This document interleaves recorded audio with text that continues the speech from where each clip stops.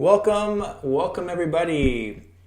In this video, you guessed it, we're going to be talking about some statements. We'll be making a statement. So chapter 2 is focusing on financial statements, and really the focus is on the interrelationship amongst these 4 financial statements. In this video, we'll be discussing the balance sheet, income statement, and also the statement of retained earnings. So major focus on learning objective 2.1. There will be a follow-up or continuation video on 2.2 dealing with the cash flow statement.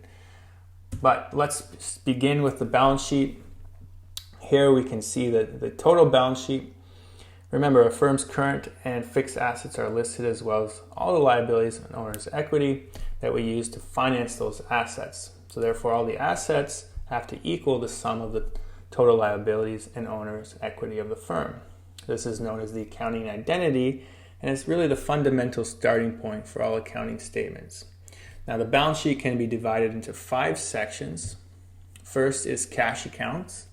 So in this case, we see a decline of $65 million, and we'll discuss further when we consider the statement of cash flows. But for this case, we'll just focus in on the sections. Next section is the working capital accounts. So this shows the current assets and current liabilities that directly support the operation of the firm. The difference between the current assets and the current liabilities is a measure of the net working capital, or absolute liquidity of the firm. Moving to our long-term capital assets, this shows the gross and net book value of the long-term assets that the firm has invested since its inception. Notice in this case we see net property and equipment. So this means that the accumulated depreciation has already been subtracted from the gross capital assets. Now, long-term assets can sometimes be referred to as fixed assets, so consider that as well. We also need to consider the long-term liability, or the debt accounts. So these are any outstanding loans that the firm has taken for a period greater than 1 year. And as we pay off the loan, we'll see a decline in this balance.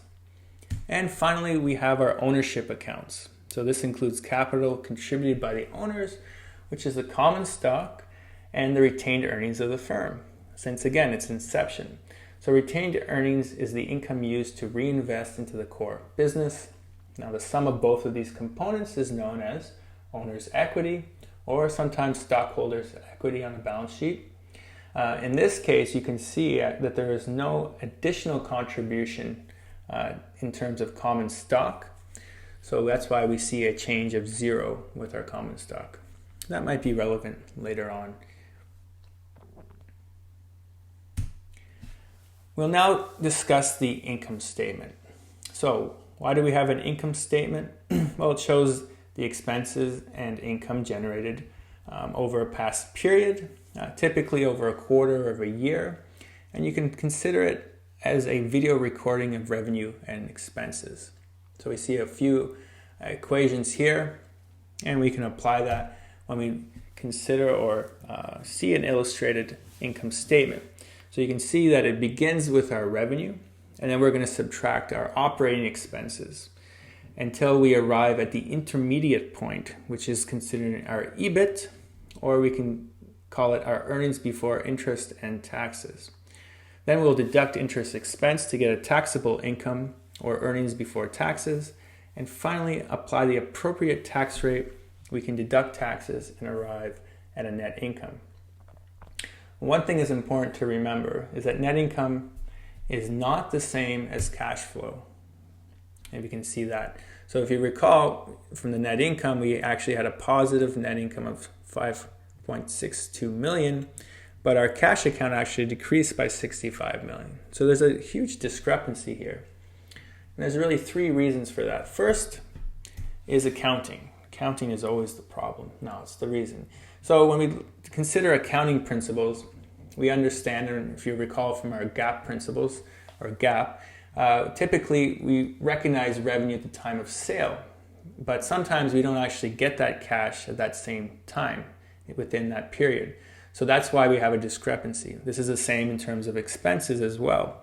In accounting, we recognize an expense, but we may not actually have to pay that expense in terms of cash at that same time. So that is why there's sometimes a discrepancy. That's one reason. Another reason is depreciation. Now, depreciation is a non-cash expense. So what does that mean? Well, it means that we don't actually have to deduct any cash when we record depreciation. But if you notice on our income statement, it does show as a negative factor. So in a net income statement or an income statement, you'll see that depreciation will be subtracted. When we look at a cash flow statement, we'll actually recognize that depreciation actually has to be added back when we're calculating our operating cash flow. So again, another factor for this discrepancy. And finally is really a preference in terms of classifying what interest is.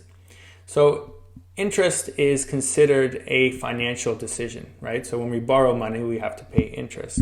So because it's a financial decision and not an operating decision, we don't consider interest expense when we're calculating our cash flow.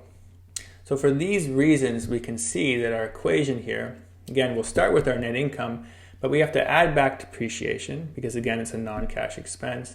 And we also have to add back our interest because it's not considered an operating expense. So there is the explanation for that discrepancy. Let's consider now the statement of retained earnings. So here we can see our statement. And what is the purpose of a statement of retained earnings? Well, it helps us understand how the net income for the past period was allocated between dividends, if any. So did the company pay out dividends? We can see that here. So in this case, the company did pay out dividends, about $2.869 million. And if they didn't, then we can see that the company instead chose to keep that money and reinvest it into the core business. Okay, so this is a good statement to understand that. We can see the equation here when we're calculating the statement of retained earnings, and this is a good calculation to be familiar with, obviously, when we're calculating this statement. So just remember, if a company decides to reinvest all of its earnings back into the company, then that means it's not paying out dividends. Okay, so the company can choose to do what they'd like with this residual claim.